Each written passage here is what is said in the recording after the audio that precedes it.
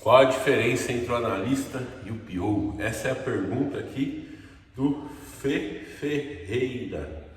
Não entendi. Qual a diferença entre o analista e o PO? Então, vamos falar aqui sobre esse conceito aí da equipe de desenvolvimento, né? Lembrando que aqui quando a gente fala do PO, a gente está falando do mundo ágil, né? O mundo Scrum. Ágil entre aspas, porque hoje em dia ele se tornou tão mais burocrático até do que o cascata, né? Ele se tornou lento, porque é muita reunião, muito papinho, muita conversa fiada, muita ferramenta complicada, e codar que é bom nada, né? Fica só conversando ali. A impressão que dá é que quanto mais o projeto fica corrido, mais reunião se faz, e aí em vez de o projeto ficar ágil, ele fica lento, né? Essa aqui é a piadinha que eu gosto de fazer. E aliás, né, vivemos a era do microserviço, agora o monolito está voltando, vivemos a época dos sistemas web, o cliente-servidor voltou com os aplicativos, já está mais do que na hora do cascata voltar, né, velho? Acabar com esse negócio de Scrum e voltar ao que era antes, né? Pelo menos assim, né?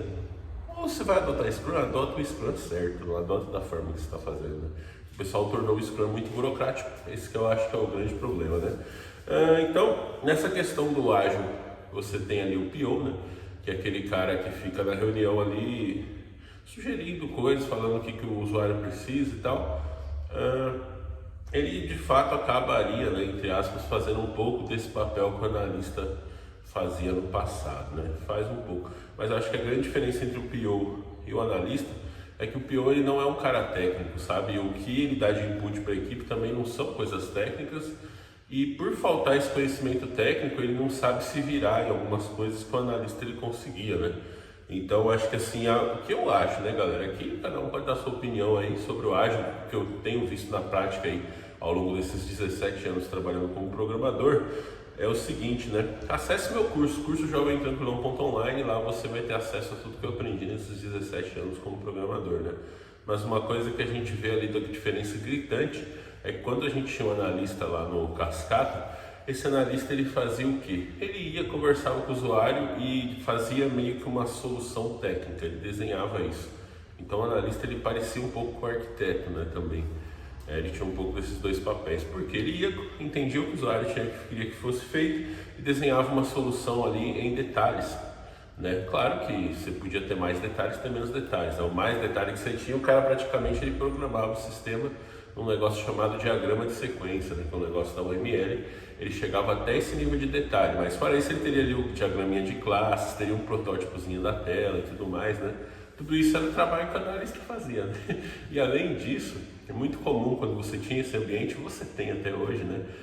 No emprego Java na gringa que vocês estão acompanhando aí, o qual eu já não estou mais, né? Nesse emprego aí, eu estou agora numa outra empresa, também para gringa, como CLT, né? Mas assim, nesse trabalho aí, o cara que me passava os trabalhos, meu chefe que eu falava lá, ele fazia esse papel de analista e também de distribuir tarefa. Então, sabe aquela reunião do Scrum, que você pega o seu time todo, você para o seu time todo, né? Pelo menos 2 dias a cada 2 semanas, né? Que é o sprint padrão. Diz pra mim aí, quanto tempo é o sprint na sua empresa? Nas empresas que eu trabalhei, mano, sempre 2 semanas. E aí, a cada 2 semanas você tem um dia que você gasta em review e retrô, mais um dia que você tem refinamento e planning, né?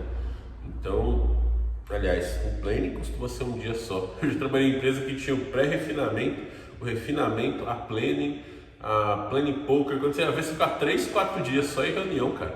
Aí você pegava uma equipe lá com 10 desenvolvedores, por exemplo, e essas pessoas elas gastavam de 2 a 3 dias a cada 2 semanas só nessas reuniões, né? Até aí não é um problema.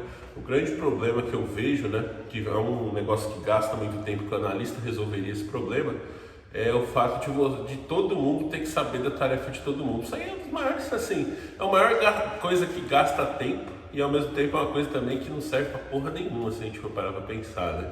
Lá, eu estava lá na origem de quando começamos a implementar o Ágil e todo mundo se empolgava muito com essa ideia de todo mundo saber tudo sobre a tarefa de todo mundo, porque você pensava assim, se o cara faltar um dia, ou então se ele atrasar a tarefa dele, eu posso pegar uma tarefa dele, alguma coisa assim, né? Na teoria é muito bonito, mas na prática, cara, isso não funciona, tá certo? Eu nunca vi uma situação que uma pessoa, todo mundo do time realmente sabe sobre todas as tarefas, porque cada tarefa tem as suas peculiaridades, as suas complexidades, né? de modo que, mano, é meio que você está gastando tempo e gastando assim um espaço. Vamos supor que a cabeça de cada desenvolvedor, quando ele foca uma tarefa só, é muito mais fácil porque ele vai ver os detalhes daquilo. Agora você chega numa planning lá, você não sabe que tarefa você vai fazer, aí você tem que ficar prestando atenção em todas aquelas tarefas lá, gastando espaço na sua cabeça, naquele entendimento. Aí quando você pega uma tarefa, você tem que fazer um trabalho de novo para poder entender os detalhes daquela, né? Eu sou um cara que eu sofro muito com isso, bicho, porque eu chego lá, minha memória não é muito boa, assim, né? Se eu fosse um computador, eu teria um processador legal, mas a memória, não a memória RAM, mas o HD ali seria meio ruim, tá ligado? Raciocínio bem, agora lembrar das coisas pra mim é difícil. Então acaba que, veja bem, né? Você tem 10 devs ali, vamos supor que cada dev vai fazer uma tarefa. Você tem 10 tarefas para o sprint, cada dev vai pegar uma tarefa. Ele está gastando tempo e energia dele no entendimento de 9 tarefas que ele nem vai fazer, né? No começo do Scrum, você tem que, acho que isso é um outro problema também, o tamanho dos times, né? Os Scrums, você teria que ter time pequeno. O Scrum funciona bem se você tem 4 pessoas no time. Você começa time de 10, trabalhei em time que tinha 30 pessoas, mano. Vai ficar, por isso que fica longa a reunião, né? Cada pessoa tem que saber de uma tarefa, mas ele fica ouvindo detalhes de 9 tarefas que ele nem vai fazer, e aí depois ele tem que ficar opinando, votando, discutindo e não sei o que. Isso gasta muito tempo, isso traz um desgaste para o próprio time ali, porque é sempre aquela situação, né? Acho que a prova é isso, mano. Diz você aí que trabalha com Scrum, você não está sempre atrasado também? Tudo está sempre atrasado e você perdendo tempo nessas reuniões que não leva a nada, né? Fora assim, claro, quem aplica bem o Scrum, faz um time mais enxuto ali, faz as cerimônias de uma maneira correta e tudo mais, beleza, mas mano, hoje em dia a realidade do Scrum, a maioria das empresas, mano, os caras fazem por fazer, virou literalmente o nome cerimônia e ritual, é um bagulho que sim, tá lá, o pessoal faz assim, porque tem que fazer e foda-se, né? E a diferença do analista pro PO é essa, né? Que o PO ele é esse cara que chega lá com os negócios, mas ele não sabe detalhes, porque ele normalmente não é um cara técnico, né? Então o time tem que ficar ali debatendo, discutindo naquelas reuniões sem fim, coisas que se fosse um analista, o analista faria esse filtro, né? Então, se a gente pegar o analista do Cascata e colocasse ele no time de hoje, você teria o PO conversando com esse analista, o trabalho dele seria desenhar a solução daquilo que o PO está falando e atribuir também as pessoas para fazer, ó, essa atividade aqui vai para fulano, essa vai para ciclano, não sei o que. Foi justamente o que eu vivenciei nesse projeto aí, né? Lá era assim, mano, eu tinha minha tarefa, eu terminava, falava com ele lá, ó, terminei e tal. Aí o cara vinha, ó, agora tem essa daqui para você fazer. Me explicava, eu ia fazer, entregava, pegava a próxima. Tipo, eu não tinha que ficar entendendo. Tinha outras pessoas no time lá, mas a gente não tinha assim essa comunicação. Eu nem precisava, eu não precisava saber sobre a tarefa do cara e nem ele saber sobre a minha, sabe? Para isso tinha esse papel aí centralizador, né, que eu tô chamando aqui de analista, porque é o analista que fazia isso na época do Cascata, né? Tudo bem que no Cascata ele tinha suas fases, né? Ele não era esse negócio igual o Scrum que fica indo e voltando, né? Mas se você pegar um cara com esse perfil e colocar na equipe, em vez de você botar seus 10 desenvolvedores para uma reunião lá para ficar estressando, discutindo, perdendo tempo, você pegar e colocar esse cara para ir lá discutir e tal, e ele for atribuindo as tarefas, mano, é isso aí que falta. Você botar isso aí no ar, mano, acabou, velho. Você pode fazer isso por semana de 4 dias só, com 4 horas de trabalho por dia e sprint de uma semana só, você vai produzir mais do que se produz no Scrum aí, nesses sprints de 2 semanas, porque aí você refina as coisas, tá ligado? Teste aí na sua equipe, mano. Testa na sua equipe, depois me manda aí uma comissão da economia que você vai fazer, tá certo?